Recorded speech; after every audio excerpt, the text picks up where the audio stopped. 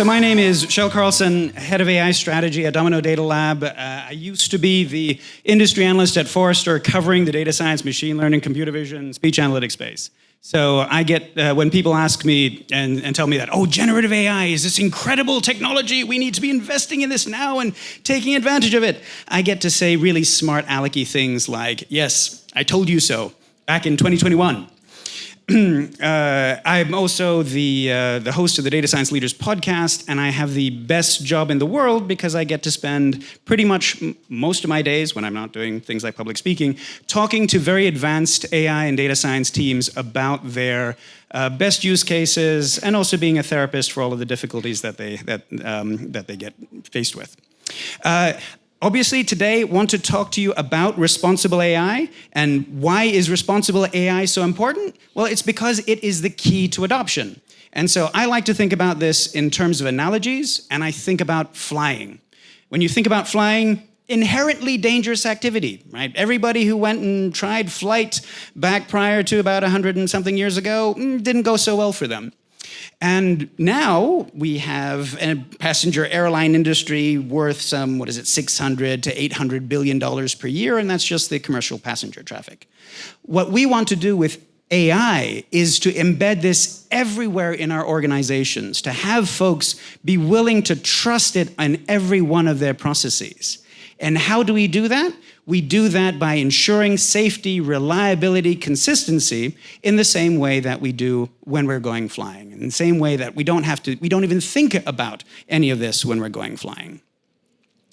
Now, unfortunately, there are so many misconceptions when it comes to responsible AI that really will set us on the wrong path. Many of them are really just doomed to put us in the position of ensuring maybe basic legal compliance, but do nothing for going in and properly instilling a sense of trust and doing that and driving that adoption.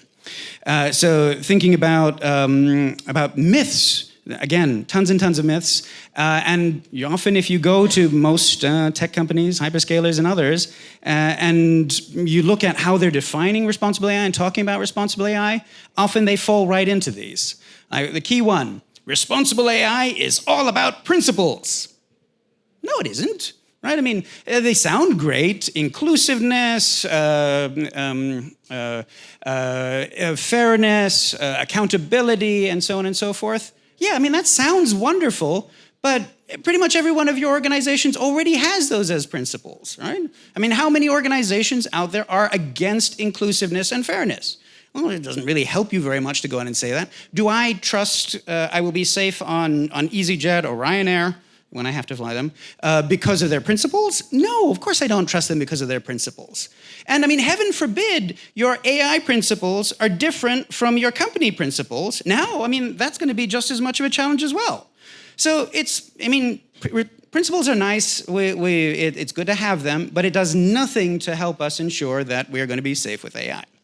Another one, responsible AI is all about ethics and fairness. Well, I mean, for some of them, I mean, there are use cases, credit risk scoring use cases, for example, certain personalization use cases, where ethics and fairness are at the heart of them. And by the way, they tend to already have been regulated, and we already have a lot of processes in place to ensure that they're being done fairly. And most of the use cases, if you're going and doing intelligent document text extraction, even if you're doing things like speech recognition things, there isn't a whole lot of ethics and fairness challenges there. So obviously we need to be fair and ethical, but responsible AI is about so much more than that. I'm not willing to go flying just because they make ethical choices around their personnel and their passengers. Arguably, I'm sometimes willing to go in and fly on them even when they don't, which is a bit unfortunate. So ethics and fairness, yes, important, but really a small part of responsible AI. Or responsible AI is all about explainability and interpretability. Do I trust my microwave because I know how it works? Do I trust the plane because I know how the plane works? No, I trust the plane maybe because I trust that the engineers knew how it works and they had explainability, interpretability. But that's only one element of the reason why I trust this.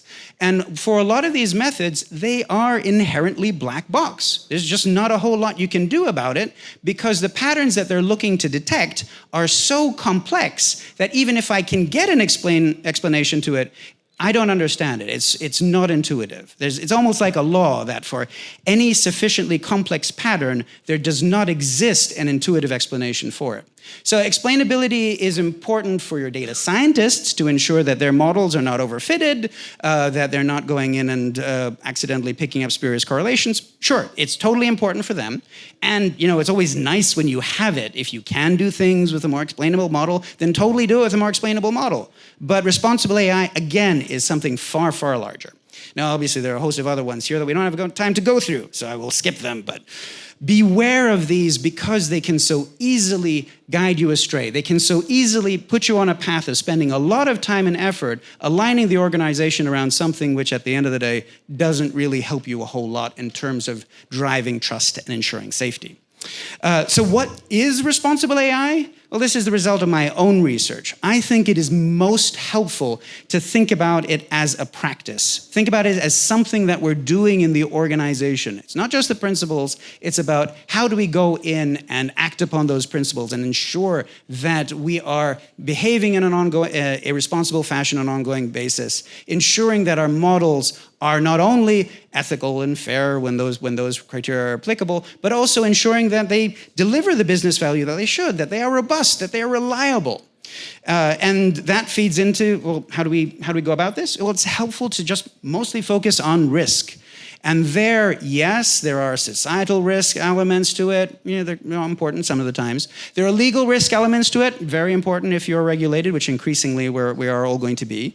But there is a huge component of this is in the business risk side of things. This is ensuring that your models are acting as reliably, responsibly to the best standards that we are able to hold them to in your organization so that your business partners can rely on the solutions that you're building for them and that they can trust that these are going to deliver the value that they expect from them. And obviously, this is about AI, but think about AI in the broader term that we've been using it up until about 2 years ago, where AI referred to the full umbrella. So yes, business rules engines should probably be in there. Definitely machine learning. This is all about traditional predictive machine learning. And then incorporate generative AI in this as well. Because in reality, most even generative AI solutions are actually a combination of different methods. And usually for a production generative AI solution, you're probably going to have some upstream traditional machine learning models in there as well. You should be thinking about this as encompassing not just generative AI, but also traditional machine learning, and maybe even going back to some of the things that you're doing on the advanced analytics side of things. So how do we actually go about doing all of this? Again, I like to think of flying. Why do I trust flight? Why am I willing to get on that Ryanair and EasyJet flight when I have to? It's because I trust the pilots, I trust the technicians, I trust the processes that the air traffic controllers are going through, and I trust the systems that they're using. I'd obviously be happier if they would modernize those systems a lot more. But that is the same foundation for your strategy for responsible AI. You need to tackle all three of these dimensions simultaneously. On the people side of things, ensuring that you're appointing leaders who are accountable for this. On the practitioner side of things, knowing that they understand the methods, that your business users know what's involved in this. On the processes side, going in and implementing the processes that, for example, pharmaceutical companies and financial services and insurance companies who are already very heavily regulated and already concerned about this have been put in place for a long time. But the foundation for all of this are the platforms and technology that make this simple, that make this enable us as humans to go and do these manual, repetitive tasks that arguably we all hate doing and we're not terribly good at doing as human beings. So I will skip over these because we don't have time, but I would leave you with these foundational capabilities that you will need irrespective of what you're looking to build, irrespective of the kinds of regulations that you're going to be facing. You need to have security. You need to be able to govern access to all of these artifacts, not just the data, but also your code, your analyses, your models, the predictions that come from this. You need to be able to monitor. You need to be able to have those access to those methods for fairness evaluation and so on and so forth. But you need to build on top of these capabilities that just make this easier and streamlined for the folks who have to develop and deploy these. Please, if you're interested in finding out more about this, please come and talk to me and my colleagues over at the Domino Data Lab booth. It's right in the back, sort of in that direction. And we help a lot of the largest, most advanced AI teams and very heavily regulated do a lot of this. So thank you very, very much. And best of luck with all of these. And do not hesitate to reach out if there are ways in which we can help. Thank you.